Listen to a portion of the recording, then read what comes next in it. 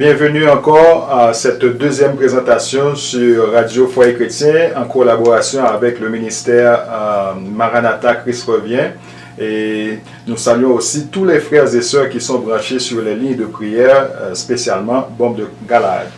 Alors aujourd'hui, nous allons continuer avec notre série questions-réponses, des questions que les auditeurs de Foyer Chrétien ont posées après avoir regardé les trois présentations que Dr Michel avait faites sur le www.lefoyerchrétien.com. Et après la quatrième présentation, c'est-à-dire la première série de questions-réponses que nous avions faites, disons 2 semaines de cela, nous avons reçu deux questions pour ajouter sur les questions qui ont été déjà posées. Aujourd'hui, nous avons Dr Michel que nous avions déjà présenté. Il n'est pas étranger. Alors, Dr Michel, vous avez la parole avant qu'on commence la série de questions-réponses. Si vous avez quelque chose à dire pour commencer. Alors, bonsoir mes frères et mes sœurs, vous tous qui êtes branchés ce soir pour participer avec nous. J'invite votre participation par des commentaires, par des questions, s'il y a des clarifications que vous voulez apporter, des éléments de réponse que nous sommes prêts à fournir à nos amis. N'hésitez pas à intervenir à n'importe quel moment ou bien au moment opportun pour apporter ces clarifications. Alors, nous avons une longue liste de questions. La dernière fois, nous avions fait de notre mieux pour répondre, pour fournir des éléments de réponse à ces questions-là. Et nous allons continuer, comme mon frère Pierre l'a dit, et avec ces questions ce soir. Alors, bonsoir à tous, que Dieu vous bénisse. On peut commencer maintenant, Pierre. Voilà. Merci. La première question que nous avons pour cette deuxième série de questions-réponses. Bonjour, vous affirmez que le peuple noir vient de Cam. Dans ce cas, ses ascendants sont-ils des noirs? Ou doit-on dire qu'Adam et Ève étaient des noirs? Merci pour votre réponse. Alors, ce que nous disons, c'est qu'il a été établi très clairement que les fils de Noé qui ont repeuplé la terre étaient des noirs. Et nous avons des témoins et nous avons insisté beaucoup sur l'Égypte. Parce que le docteur Anta Diop a déblayé le chemin pour nous. Et je ne pense pas qu'il y ait des éléments de scientificité qui puissent s'élever aujourd'hui pour dire que son travail est invalide. Alors, une fois qu'on a établi la trace des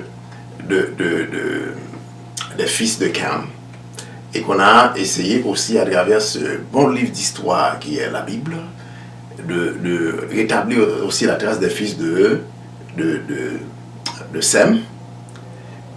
Et nous avons aussi montré dans l'une des présentations que les fils de Cam, les fils de Sem interagissaient beaucoup tout au long de l'histoire. Et nous avons encore approfondi cette question en étudiant dans une série de leçons, je pense que c'était le dernier trimestre de 2015, sur le livre de Jeremiah, nous appelons Jérémie. Et nous avons montré que ces rois d'Israël étaient effectivement des Noirs, c'était des Bantous. Bon, alors, et les Européens s'empressent toujours, et même les Mormons en Amérique du Nord, s'empressent toujours de dire les Noirs sont des fils de Cam. Parce que Noé avait maudit Cam, c'est pour ça que les Noirs, ils sont maudits, ils sont devenus noirs. Et nous avons prouvé que c'était faux. Okay? C'est-à-dire les grandes civilisations de l'histoire, telles que nous pouvons retrouver leur expérience dans la Bible, c'était des Noirs. Depuis Nimrod, il y a un très bon livre que nous avions recommandé pour ceux qui peuvent lire l'anglais, From Babylon to Timbuktu. Il y a beaucoup de références que nous pouvons encore fournir. Alors, effectivement, il n'y a pas seulement Cam, il y a les fils de Sem aussi qui étaient des Noirs. Et en sorte que même l'apôtre Paul était un homme noir, et de la tribu de Lévi. Okay? Il ne faut pas l'oublier. Alors, les ascendants. Dans ce cas-là, Noé, alors il y a une question à laquelle je vais répondre. Alors, je félicite nos amis. Nous allons présenter là, il y a de petits lapsus. Ils ont réagi. Et ça, c'est des Béréens. Effectivement, Noé était né de façon bizarre. Et la dernière fois, nous l'avions dit, dans la dernière série questions-réponses, quand un enfant est né d'une famille et que l'enfant est albino, cet albino est encore noir. Ok? Donc, Noé était né avec une apparence un peu aussi bizarre, qui avait attiré l'attention de son père, qui a reporté la chose à son grand-père. Mais en fait, Noé était noir, ses enfants étaient noirs. Et si Noé était noir, son père était noir. Ok?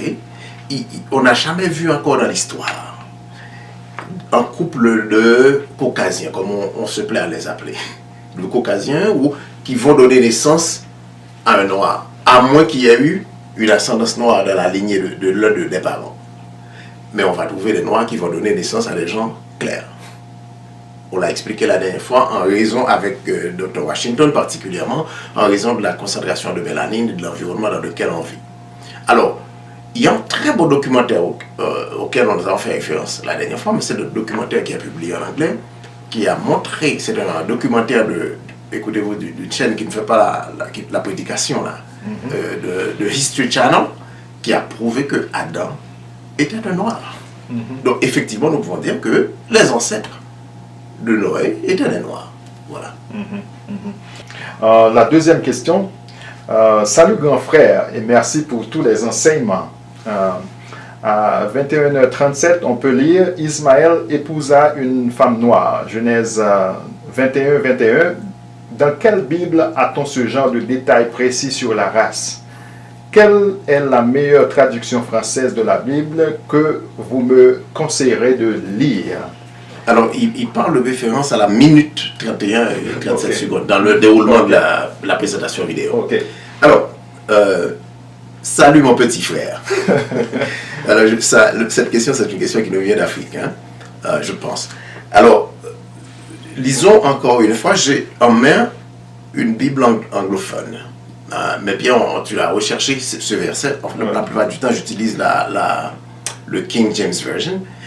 Mais on utilise de temps en temps aussi la Bible française. Alors, est-ce que la version Lucien, bon, c'est ce que tu as à l'écran. Est-ce qu'on peut lire Genèse 21 et verset 21? Il habita dans le désert de Paran, et sa mère lui prit une femme du pays d'Égypte. Voilà. Alors, on parle ici d'Ismaël. Sa mère, c'était Agar, qui habitait dans le désert. Et la mère a pris pour son fils, le fils d'Abraham, une femme égyptienne. C'est là qu'il faut... C'est l'origine de la femme qu'il faut regarder.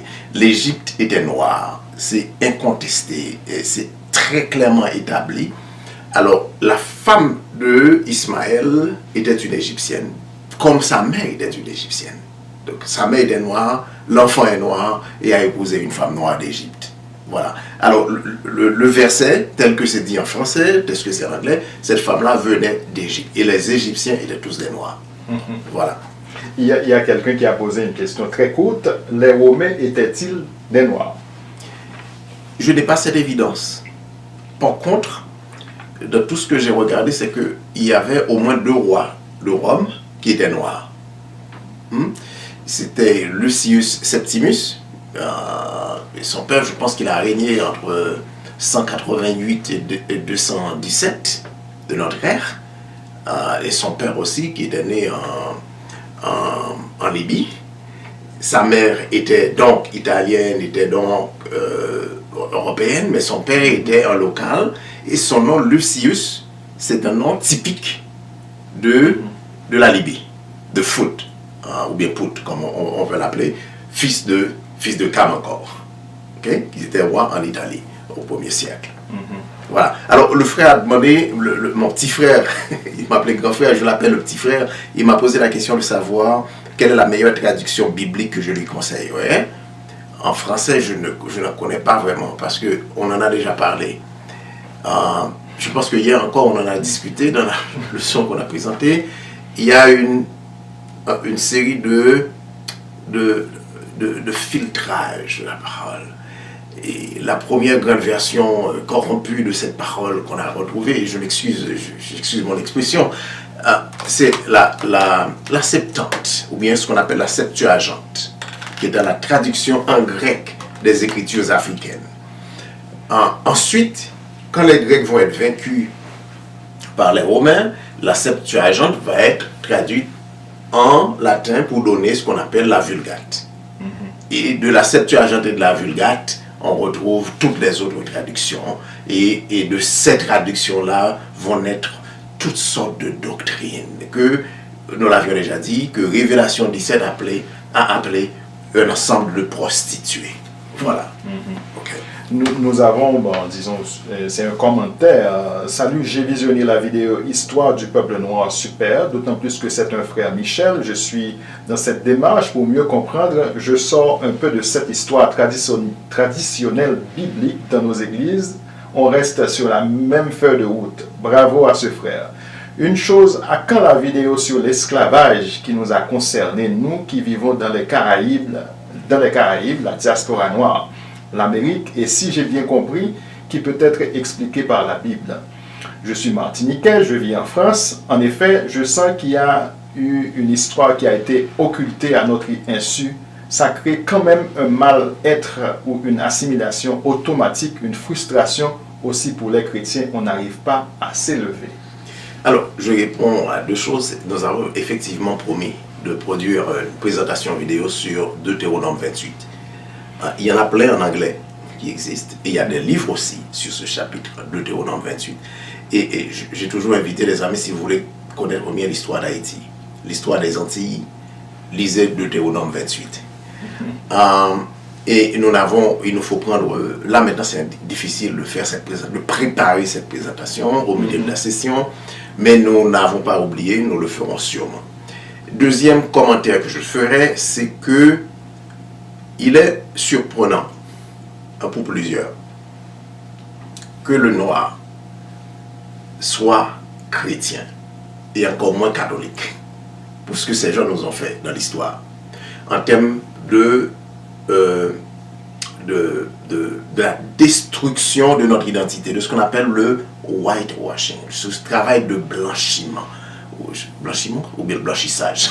Ouais. C'est l'élimination systématique de notre identité et l'institution d'une identité qui n'est pas la nôtre, c'est l'identité païenne qui n'est pas la nôtre et à laquelle on essaie de nous assimiler. Et c'est tout aussi étonnant que le noir soit musulman. Pour le travail que les musulmans nous ont fait, ils ont été les soldats de l'Européen pour aller capturer nos ancêtres et les emmener en esclavage. Et la route, et c'est pour ça que nous faisons cette émission dans le but, et nous voulons le redire, dans le but d'amener notre peuple à lever la tête et à rechercher la face de son Dieu Tout-Puissant pour que son esprit, l'esprit du Dieu très haut, puisse nous guider vers la voie à suivre. Parce que l'appel est déjà lancé, l'invitation à sortir de Babylone.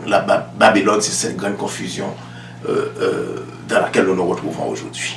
Confusion identitaire, confusion doctrinale, confusion historique, et nous sommes appelés hors de cela. Et le Tout-Puissant a promis qu'en son temps, il va rassembler un remnant, il va regrouper un reste dans lequel il va se glorifier. Et nous prions pour pouvoir faire partie de ce reste. Voilà.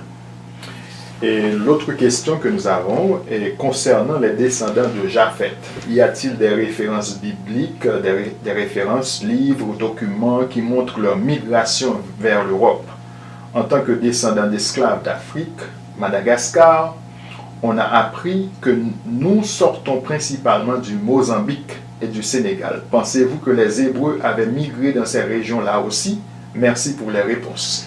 Alors, si je commence par la dernière question, effectivement, les Hébreux ont émigré vers l'Ouest.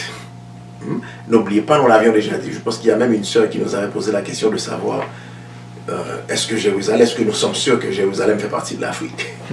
Et nous l'avons dit qu'effectivement, il n'y avait pas de... Il y a même un bon livre de Dr. Ben Yochanan là-dessus, mais pour nos amis qui ne lisent pas l'anglais, nous pouvons faire cette brève synthèse. C'est que le concept de Proche-Orient est un concept récent, relativement récent, qui a été inventé par convenance. Après que les Perses sont arrivés en Égypte, en Afrique du Nord, avec l'islam, et ont occupé le territoire, ont chassé nos ancêtres, nos frères, mais avant eux, nous étions là. N'oubliez pas que l'islam est arrivé quand même au 7e siècle, hein, et nos ancêtres étaient là depuis bien avant. Okay? Alors, le peuple hébreu est parti en fuyant les invasions militaires étrangères, en descendant tout au long de l'Afrique, le long de, si on a la carte, on peut le montrer, descendant jusqu'en Afrique du Sud, prenant les bateaux, traversant allant jusque dans les îles, au Mozambique, pas au Mozambique, Madagascar, un peu partout. Et les morts aussi sont repartis, sont éparpillés aussi après 1492, après la défaite des morts à Granada. Beaucoup ont été pris en esclavage, beaucoup ont fui, et cette fuite-là a repeuplé la plupart de ces îles. Effectivement, oui. Et je pense qu'à Madagascar, j'en ai rencontré plusieurs Malgaches. En majorité, pour une grande partie, c'est des Bantous. Pour une grande partie. Et n'oubliez pas que les Israélites, c'était des Bantous. Sur YouTube, les 3 présentations qui ont parlé des origines bibliques et l'histoire du peuple noir. Et là, tu as dit que la première personne albinos, c'était Ésaü. Mais la Bible nous dit que Noé lui-même était le premier albinos. Dans le livre d'Enoch, on lit que le père de Noé a écrit une lettre à son frère disant que sa femme vient d'accoucher un fils qui est différent de lui et du peuple où il habite, du pays où il habite, bon, du peuple. Et dans cette lettre, il a expliqué à son frère la différence qu'il y a entre Noé et les autres. Noé a été un albino. Excuse-moi pour mon français si je suis angolais et normalement je ne parle pas bien le français. Ok. Son français est bon. Ton français est bon. Et effectivement, c'est vrai, je pense que je vais le faire référence indirectement à cette question. Noé avait une ressemblance un peu particulière. Il ne ressemblait pas à son peuple. C'était un enfant qui est né et toute l'apparence, on n'a pas la confirmation scientifique, mais toute l'apparence, la description qui est faite nous dit qu'il semble que Noé aussi était un albino. Et son père a écrit au grand-père et pour expliquer la situation, c'était exceptionnel. Mais n'oubliez pas aussi, j'ai vu aussi des présentations des gens qui expliquent que le métissage vient justement de ce qui est écrit dans le livre d'Enoch, que j'invite nos amis à lire d'ailleurs. Il ne faut pas prendre le piège de nous dire que le livre d'Enoch est un livre apocryphe. Il ne faut pas le lire, il faut lire. Alors,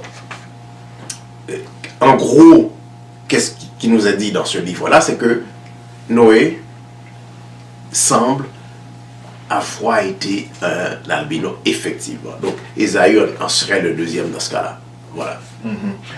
Il ne faut pas oublier aussi qu'un auditeur avait demandé s'il y a des références, livres et documents qui montrent leur migration concernant les descendants de Japheth. Oui. Alors, il y a une exceptionnelle présentation du docteur Cheikh Anta Diop et qui a expliqué beaucoup plus avec beaucoup plus d'évidence que moi je peux le faire. Peut-être qu'on cherchera cette référence qu'on va poster, la migration de l'Africain vers l'abîme. L'abîme, c'est l'Europe.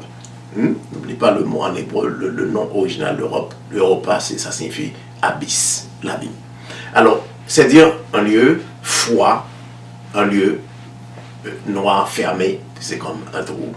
Et l'Apocalypse nous aide bien à comprendre ce concept.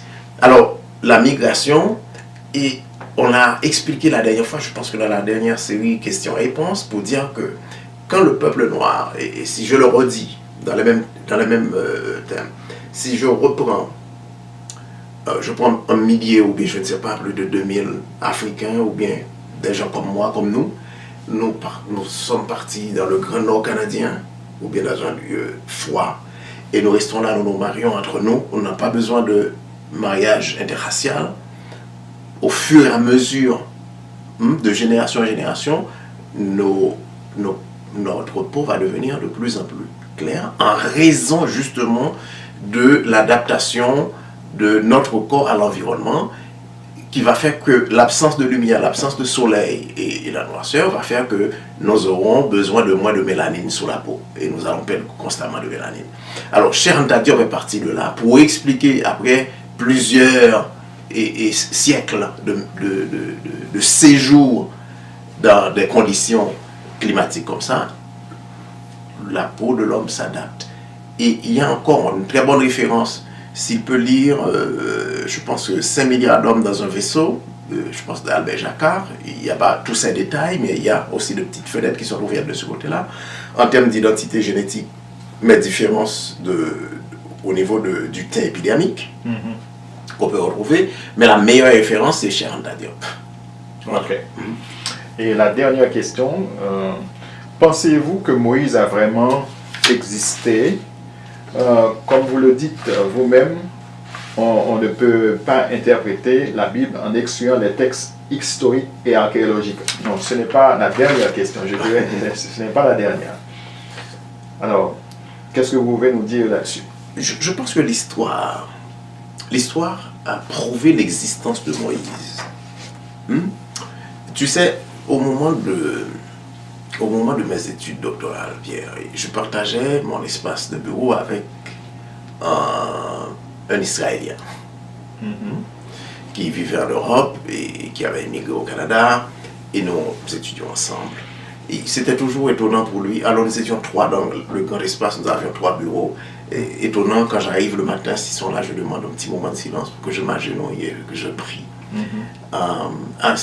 Ça avait intrigué un petit peu, les avait intrigués, et on avait des discussions de temps en temps. Alors j'ai regardé notre ami qui était israélien, donc juif. Il me disait qu'il n'y avait pas d'exode. Et j'ai raconté cette histoire aussi. J'ai un bon ami à New York, j'espère qu'il va nous écouter aussi, parce qu'il nous écoute de temps en temps. Il m'a appelé, il était choqué.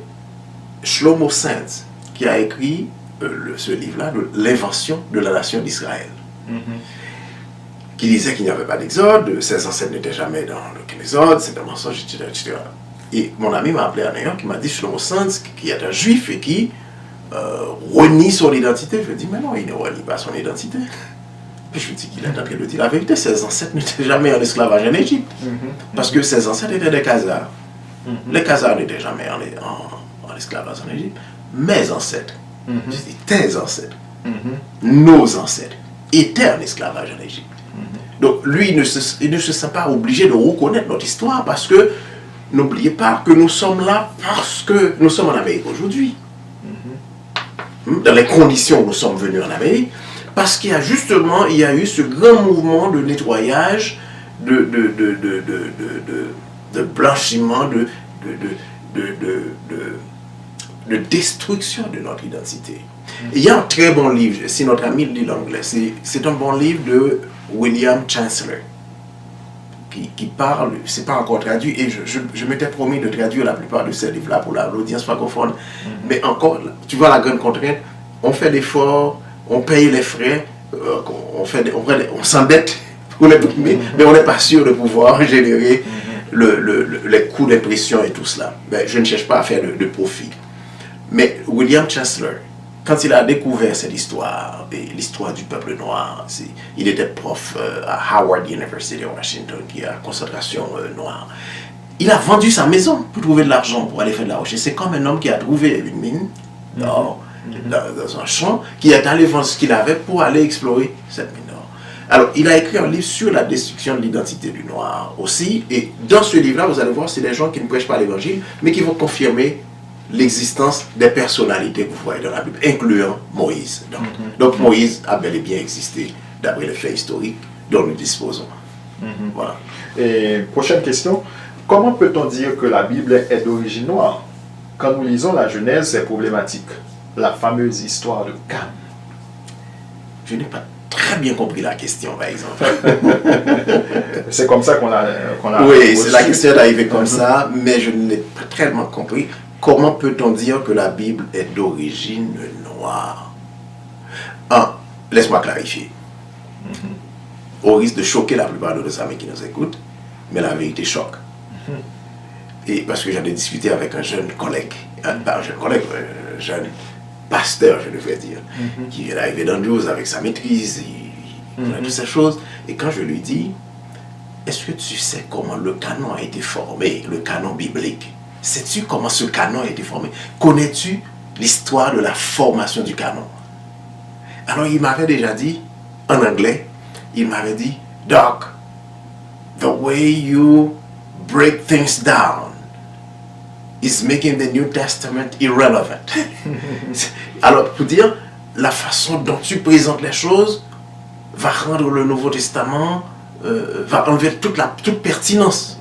Mais non, c'est l'histoire. L'histoire de la formation du canon. Qui a formé le canon? C'était les catholiques qui vont en Afrique, qui vont choisir tel livre, qui vont dire qu'il va faire partie du canon, et ça, on dit, bon, c'est apocryphe. Les discussions d'origine, c'était quoi?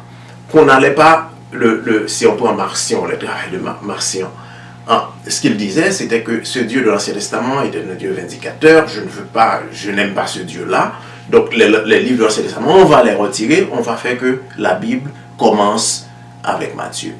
Comment on a engagé cette discussion pour avoir une Bible? On a commencé cette discussion en 325, après la convention, le concile de Nicée, où Constantin disait qu'il voulait un livre spirituel pour la nouvelle religion, la nouvelle doctrine à laquelle il vient de se joindre. Théoriquement. N'oubliez pas que Constantin ne s'est jamais fait baptiser. Il va se moquer de la théologie chrétienne en 337, 336 à peu près, juste à peu près à un an avant sa mort. Et c'est là que le canon va être formé, cette Bible va être formée.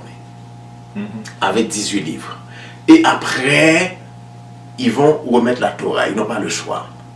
Mais malgré les modifications, ce qui reste de la Torah nous permet de retracer notre histoire dans cette Bible-là. Alors, je ne vois pas ce qui est trop problématique. Il y a même une version africaine des Écritures, n'est-ce pas? Qu'on peut retrouver dans les rouleaux. On a 2 canons d'ailleurs. N'oubliez pas, en parlant des Écritures, là, il y a 2 canons. Il y a un canon de l'Église de l'Ouest, formé par les Européens.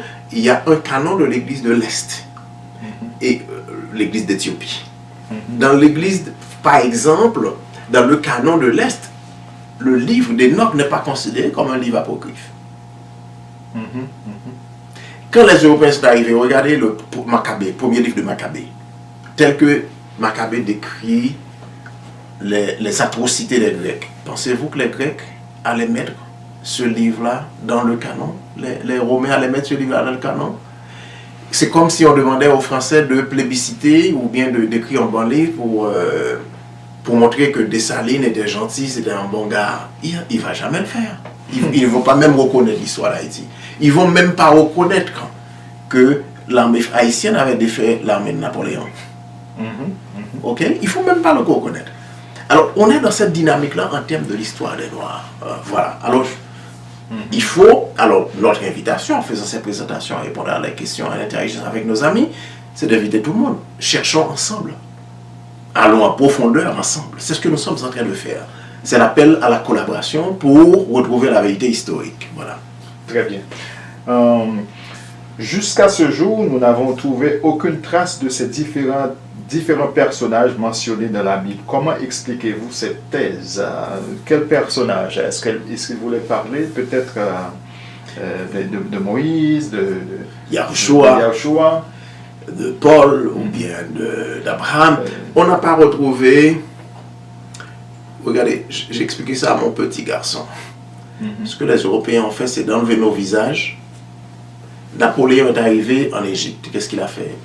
Le Sphinx. Ils ont arraché les nez. Regardez de tous les artefacts qui sont en grec jusqu'à maintenant, en Grèce, jusqu'à maintenant. Tout ça s'est caché dans des caves.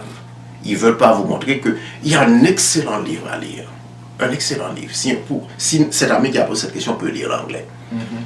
C'est un livre de Martin Bernard, on a mentionné la dernière fois, qui dit, si je traduis, c'est pas encore traduit, et je suis intéressé à traduire, j'ai un programme très ambitieux, ça s'appelle, si je traduis, c'est Athènes noire, Black Athena, qu'on peut retrouver sur Amazon ou bien sur eBay, qui retrace ces choses-là, pour montrer que tout ce qu'on dit, la Grèce était grande, la Grèce était à l'origine de la science, de la philosophie, faux. Tout ça, c'est prouvé, c'est faux. Ils sont allés en Égypte. D'ailleurs, on n'avait pas cette question d'année bissextile, on n'avait pas la question du sabbat qui tombait dans des jours fixes. Ils sont entrés dans la science égyptienne, modifier, adapter, une science qu'ils venaient d'apprendre. ils ont coupé, ils ont découpé, ils ont fait toutes sortes de choses, fait du copier-coller. Ce que nous avons des problèmes dans le temps aujourd'hui, sur lesquels on peut élaborer plus tard. Ok? Les personnages sont là. Voilà. Très bien. Comment peut-on dire que Dieu a parlé à Abraham?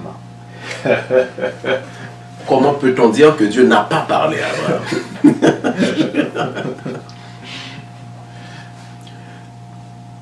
Le Dieu souverain qui nous a créés nous parle.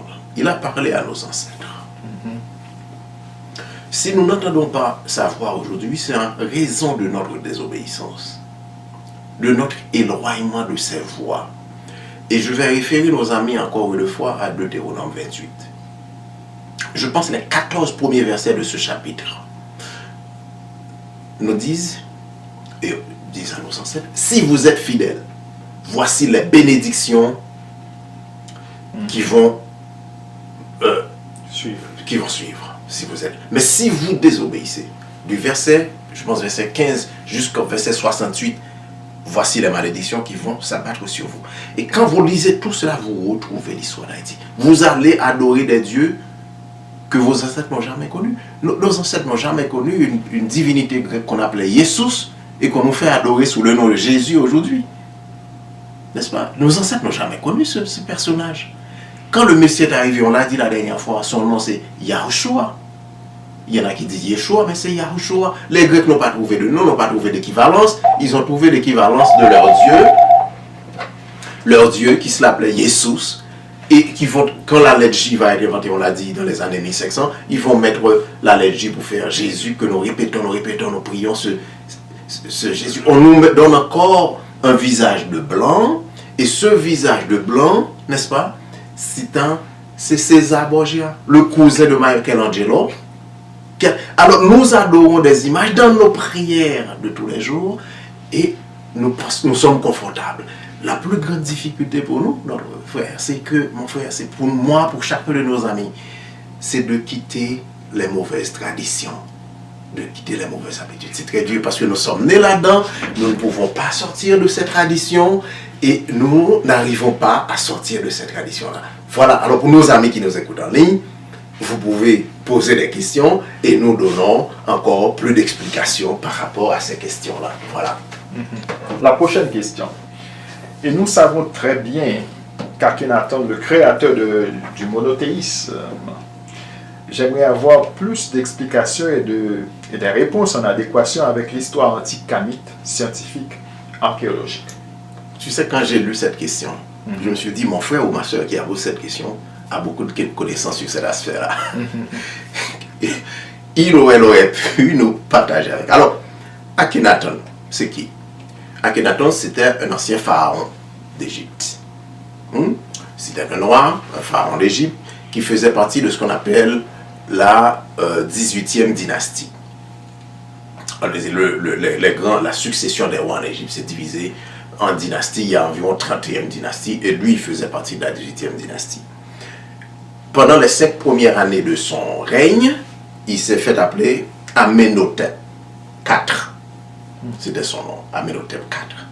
Et par la suite, il s'est converti, donc il s'est dédié au dieu Amon pour changer son nom en Akhenaten, qui signifie que Amon est satisfait.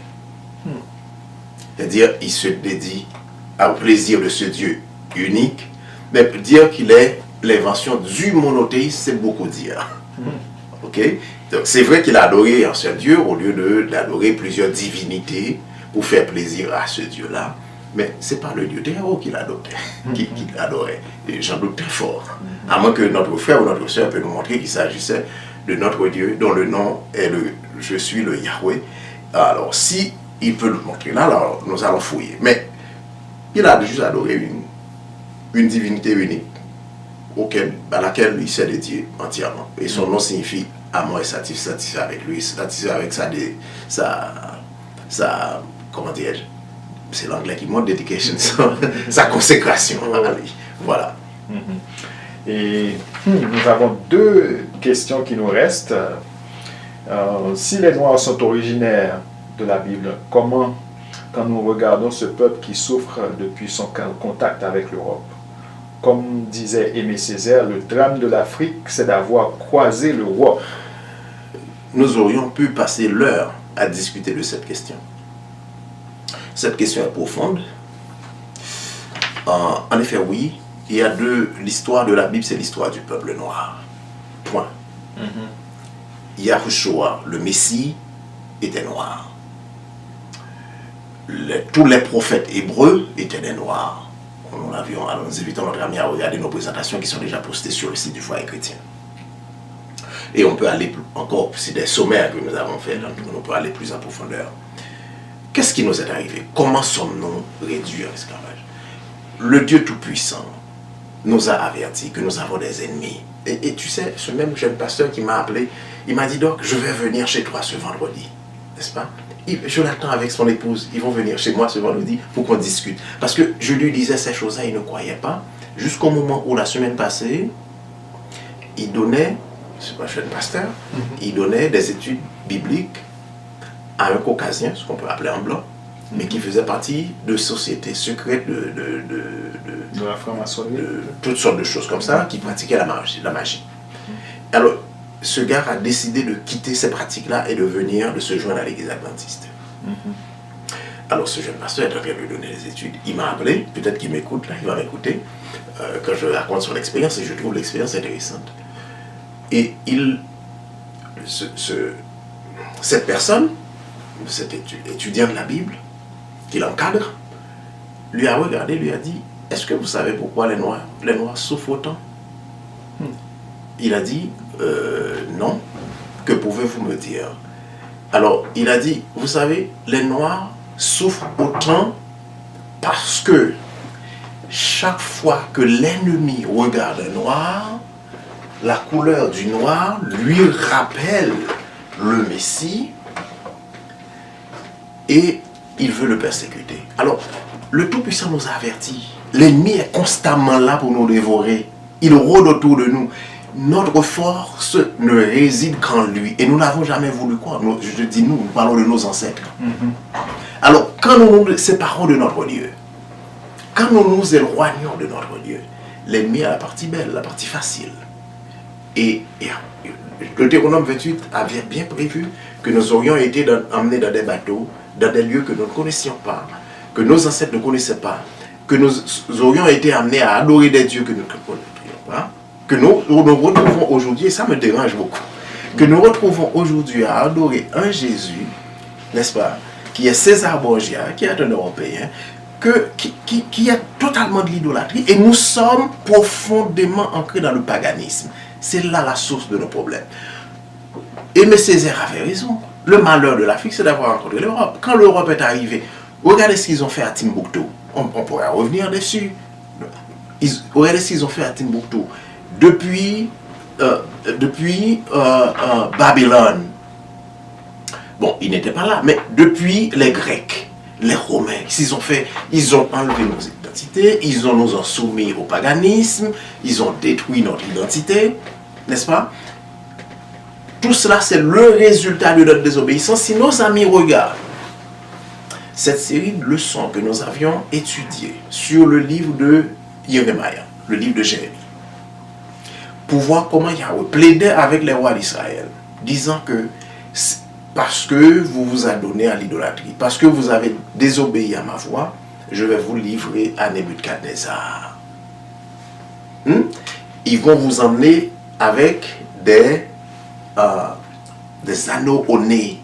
Ils vont vous emmener dans des chaînes. Et la même prophétie qu'on retrouve dans le Deutéronome, c'est un peuple qui n'écoute pas. Regardez nos jeunes, ce qu'ils font. C'est comme la sœur qui nous a posé la question. On suit Hollywood, on suit toutes sortes de pratiques païennes. Et ces pratiques-là contribuent à nous amener dans le trou. Et c'est ce qui explique que nous soyons là où nous sommes aujourd'hui.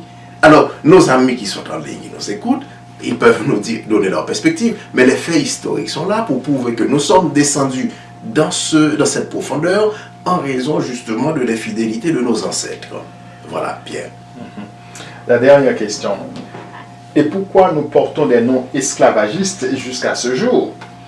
les noms que nous portons ne nous reflètent pas. Qu'en pensez-vous?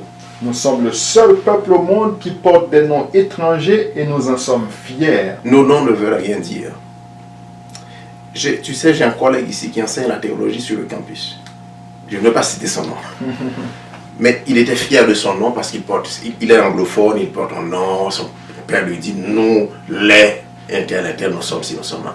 Pour découvrir récemment, parce qu'il est originaire de la Jamaïque, pour découvrir récemment que son nom lui a été donné parce que ses ancêtres appartenaient à un colon qui avait ce nom-là. Donc on te donne le nom Michel, on te donne le nom Aubergeau parce que le propriétaire de l'habitation où se retrouvaient tes ancêtres s'appelait ainsi, donc tu es la propriété de cette personne et nous sommes fiers de porter des noms des païens comme ça. Et nous portons encore ces noms-là par ignorance, par inconscience. Et l'un de mes rêves les plus chers dans l'immédiat, ça serait de changer mon nom. Et de retrouver un nom hébreu, un nom de mes ancêtres à l'origine. Et je pense que la plupart des pays en Afrique l'ont déjà fait. Par exemple, le Togo l'a déjà fait, changer de nom. Et je pense que nous devrions considérer le faire. Et je pense que sans déranger les gens, François Duvalier était en avance sur son temps par rapport à ces questions-là. Je ne veux pas justifier les actions de son gouvernement, mais je pense que François Duvalier était en avance sur son temps. Parce que lui, il marchait sur ce chemin-là. Et je pense qu'on doit arriver à un niveau de prise de conscience nationale, internationale, nous, les peuples de la diaspora, où nous réalisons la nécessité de laisser tomber ces noms-là et de prendre justement des noms d'origine, des noms hébraïques, parce que nos noms ne veulent rien dire, si ce n'est que de rappeler que nous sommes la propriété du colon. Qu'est-ce qu'ils ont fait les maîtres d'esclaves? Les premières choses qu'ils ont fait, quand on dit non, il y a même un film comme ça, n'est-ce pas, qui est en anglais. Vous dites, quel est votre nom? Le jeune dans le film, il a dit, je m'appelle Kinta Conte. Et puis on l'a battu presque à mort pour qu'il accepte un nouveau nom. Pour qu'il accepte qu'on l'appelle Toby. Et c'est la même chose à peu près qu'on nous a fait. Et ça te fait historique. On nous a donné des noms et aujourd'hui nous sommes fiers si nous portons un nom européen, un nom allemand, un nom des nazis. Et nous donnons même des noms de nazis à nos enfants. Mais c'est incroyable. C'est l'ignorance. Alors la réponse c'est l'ignorance et l'aveuglement. Nous ne sommes pas encore éveillés. Alors il y a un frère aussi, j'ai lu, qui m'a envoyé un commentaire. Je pense qu'il a dit avoir étudié dans ce même lycée où se retrouvait, où a enseigné l'honorable professeur de regretté mémoire Cheikh Anta Diop à Paris. Et alors il m'a dit, si je n'ai pas peur qu'on me chasse de l'institution, puisque je travaille pour l'institution adventiste, je n'ai pas peur. La réponse c'est que c'est notre frère qui nous écoute à Paris. Je n'ai pas la question, j'ai oublié de l'imprimer. Je n'ai pas peur. Je ne me retrouve pas à faire cela pour me mettre en lumière, à l'avant-scène, pour m'enorgueillir. C'est un savant qui parle pour me faire un nom. Je le fais, je pense que nous le faisons parce que nous sommes ensemble dans ce ministère. Nous le faisons parce que nous croyons que c'est la bonne chose à faire et il n'y a rien de bon en nous. Je pense que c'est notre Dieu qui nous inspire à refouiller, à retracer nos origines et à rétablir cette relation, à nous mettre en position pour qu'il nous ramène, pour qu'il nous rassemble à lui, un peuple du reste à la fin des temps. Voilà, alors je n'ai pas peur, quoi qu'il arrive. Merci, voilà. Docteur Michel. Frère Monod, est-ce qu'il y a des questions de votre côté? Donc, s'il y a des gens sur BOM qui voudraient poser des questions, la ligne est ouverte. Il suffit d'appuyer sur étoile 7. Vous pouvez avoir des questions.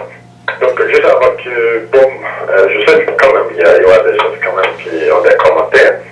Il y a juste une petite information que le bassin du Congo, ce qu'on appelle le bassin du Congo, et durant le temps de l'esclavage, ça a commencé depuis le Gabon jusqu'en Afrique du Sud.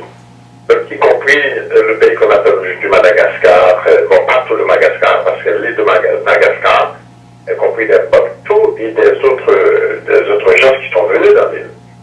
Donc, c'est juste une petite information pour dire aux gens que quand on dit Congo, c'est la politique qui a divisé aujourd'hui la zone, mais toute la zone était connue comme la zone des Bantous, depuis le Gabon jusqu'au Mozambique, Zimbabwe, Zambia, Angola, et Tanzanie et même la Kenya. Donc c'est juste une petite information. Et autre question, docteur Michel, est-ce que vous êtes au courant que King James, celui qui a ordonné la traduction de la Bible que nous connaissons en anglais très populaire, le King James Bible, il était noir.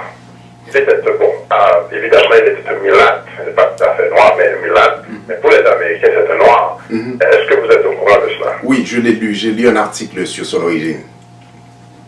Et même Patrick aussi, que les Irlandais adorent. Là, c'est quelqu'un aussi qui était un petit peu mélangé quelque part dans sa lignée, de sa descendance. Oui, voilà. Oui. Mais ils ne veulent pas le dire. Donc, et les premiers dirigeants de l'Angleterre aussi étaient des Noirs, avant que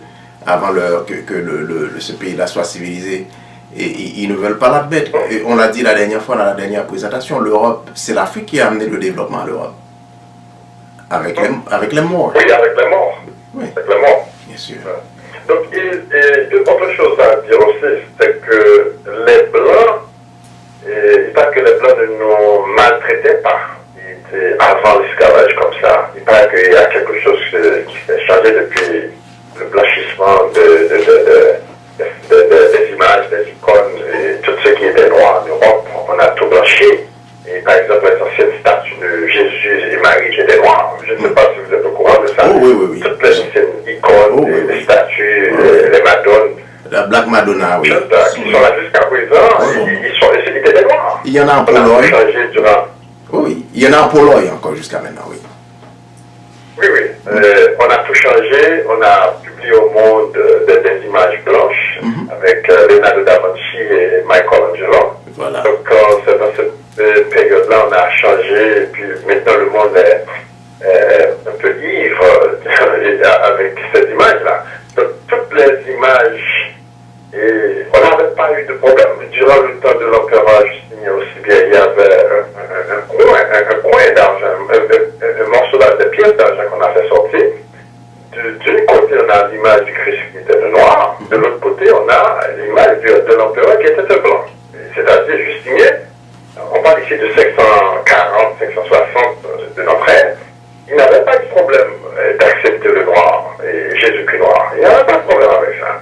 Donc c'est durant la Renaissance vraiment qu'on a vu ce changement dramatique, et même un peu, comment dirais-je, un peu farouche pour imposer au monde l'image blanche de Dieu. Donc, alors, c'était pas le cas. Oui. Donc je ne sais pas s'il y a des questions sur BOM, et la ligne est ouverte pour ceux qui sont sur BOM.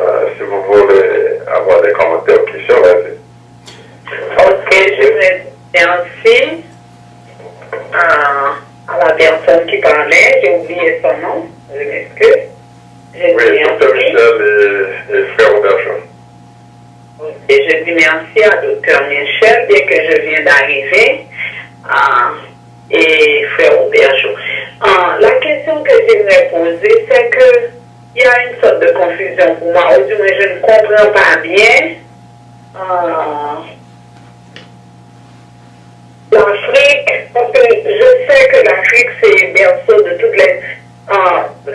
de toutes les civilisations.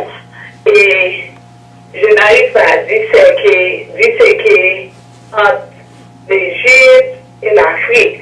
Je n'ai pas bien compris ça. J'aimerais que vous étaliez un peu pour moi, s'il vous plaît. Alors, on a commencé nos présentations avec Noé. Et on s'est dit, on a vu que Noé avait 3 fils. Après le déluge qui a détruit toute la terre. Alors, on a montré avec des cartes aussi, si vous regardez, alors pour mieux retracer tout cela, il faut regarder nos présentations sur le site du Foyer Chrétien. Je pense qu'on peut aller sur le YouTube et vous tapez le Foyer Chrétien sur YouTube et vous allez voir nos présentations. Et nous avons montré avec des cartes, avec des images où habitaient, tel que la Bible, selon la Genèse au chapitre 10, où habitaient les enfants de Noé. Le premier enfant de Noé dont on a parlé, c'était Cam. Bien que Japheth était l'aîné, mais on a parlé de Cam et Sem beaucoup plus qu'on a parlé de Japhet. Et les enfants de Cam, ils étaient principalement au nombre de 4. Le premier s'appelait Cush. Cush, c'est l'Éthiopie. Deuxième s'appelait Misraïm. Misraïm qui va habiter ce qu'on appelle l'Égypte, qui va devenir un point de référence historique. L'Égypte, c'est l'Afrique, toujours. Et l'Éthiopie, c'est l'Afrique. Ça fait partie du continent.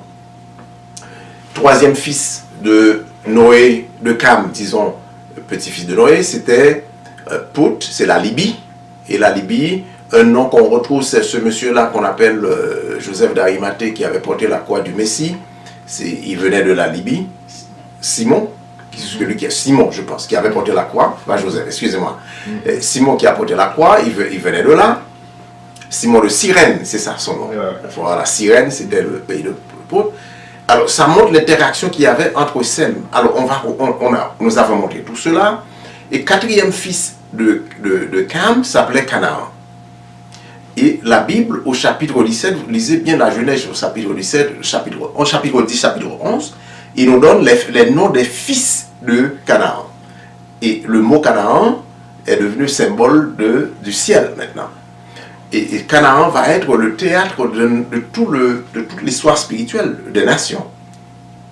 Et Canaan, c'est le territoire qu'on appelle Israël et qu'on appelle la Palestine aujourd'hui, en sorte que le concept d'Israël, concept Palestine, ça n'existe pas. C'est des inventions européennes. Ça n'existe pas. C'est le territoire, toujours le territoire africain. Jérusalem, ça fait partie de l'Afrique. Voilà, le Grand Afrique. Et un petit peu plus au-delà de cette frontière-là, de ce qu'on appelle le territoire de Canaan, où Abraham va habiter, même Melchisédek était cananéen.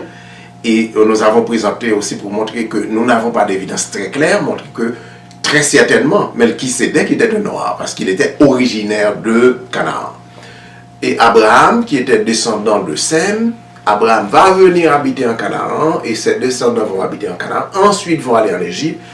Et tout au cours de l'histoire, on va confondre les uns pour les autres. Par exemple, Joseph est en Égypte, il est premier ministre, ses frères sont arrivés et ne pouvaient pas le distinguer des Égyptiens qui étaient des Noirs. Comprenez-vous? Donc ça nous dit que si la famille de Joseph était des Blancs, et ses frères auraient très facilement reconnu un Blanc parmi les Noirs. Alors, ils passaient, ils ressemblaient aux Égyptiens.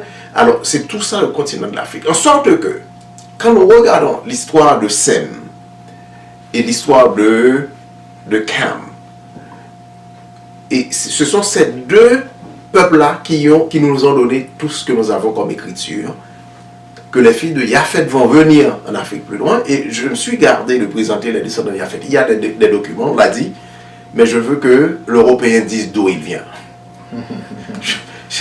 On hésite, on a dit, je leur laisse, quand nous faisons toutes ces présentations, je veux que l'Européen soit honnête pour retracer son origine, bien que Dr Anta Diop nous a donné des pistes. Ok. Et Albert Jacquard, comme on l'a dit. Alors, l'Afrique, c'est tout ce que vous voyez qui était... Alors, un premier grand exemple avant de dire ce que j'allais dire là. Le fils de Cush, le premier fils de Cush, qui s'appelait Nimrod, c'est un nom que tout le monde connaît. Il ne servait pas le vrai Dieu. Mais Nimrod, c'est celui qui va fonder Babylone. Babylone, c'est où ça? C'est l'Irak aujourd'hui. Et en sorte que tous ces pays-là faisaient partie du grand continent africain. Et plus tard, quand les Européens en luttent les uns avec les autres, les Perses vont se former dans la partie de ce qui est plus l'Iran aujourd'hui, ils vont, et avec le mouvement de l'islam, les conquêtes de l'islam, qui vont un petit peu revenir et blanchir un peu l'Afrique, ils ne veulent plus rien savoir de se faire appeler africains. Ils ont détaché une partie du continent pour dire que, bon, nous sommes le Moyen-Orient. C'est pour ça que je dis que c'est un concept nouveau, sur le plan historique. Un autre aspect aussi que je veux souligner, si je fais un saut dans l'histoire, hein, par rapport à ce que le frère Almondor vient de dire, le mouvement de nettoyage, vraiment de destruction de l'identité noire est arrivé à partir de 509. Et l'Européen, les armées du pape, cette religion qui a été formée tout d'un coup, et à partir de falsification des écritures africaines, les armées du pape ont chassé les Maures. Et les Maures avaient le pouvoir militaire de conquérir, de chasser, de repousser les attaques de l'armée du pape. Et en 492 à Granada, en Espagne, vous pouvez vérifier tout cela en ligne, et les Maures ont capitulé. Et à partir de là, les premières vagues racistes vont se produire. Et en 509, le pape, l'évêque de Rome, le pape Julius, je pense que c'est Jules, en anglais on l'appelle Julius II, Jules II, c'est ça. Il va ordonner justement à Michel-Ange de faire tout ce qu'on voit dans la chapelle Sistine et de mettre le visage, un nouveau visage. Et Michel-Ange a pris le visage de son cousin qui s'appelait César Borgia et a dit voici le Messie. C'est le Jésus que nous adorons aujourd'hui, ce visage blanc-là, qui est la manifestation suprême de l'idolâtrie, ce que nous faisons là. Alors attention, nous sommes dans l'idolâtrie. Je pense qu'il y a une question comme ça aussi. Une fois qu'il nous a dit, la plupart, un grand pan de la doctrine de notre Église vient du paganisme. Sommes-nous dans le paganisme? Bien sûr, nous sommes en grande partie, très grande partie dans le paganisme. C'est pour ça que nous nous débattons pour sortir de là avec l'aide de l'Esprit de Dieu très haut, puisqu'il nous a appelés hors de Babylone déjà. Voilà. Alors que le très haut nous guide par son esprit et nous montre quoi apprendre et surtout comment appliquer ce qu'il nous enseigne dans notre vie et comment encourager nos frères et nos sœurs à rejoindre le bandwagon, comment j'allais dire, à rejoindre l'équipe pour qu'on sorte ensemble sous la direction de son esprit, pas sous notre propre direction. Voilà. Merci Dr Michel, merci à tous ceux qui nous ont écoutés à travers les lignes téléphoniques et sur Radio MCR. Merci à tous nos auditeurs, nos frères et sœurs qui nous regardent sur le site du Foyer Chrétien, le www.lefoyerchrétien.com. Je vous souhaite tous une bonne semaine, que Dieu vous bénisse.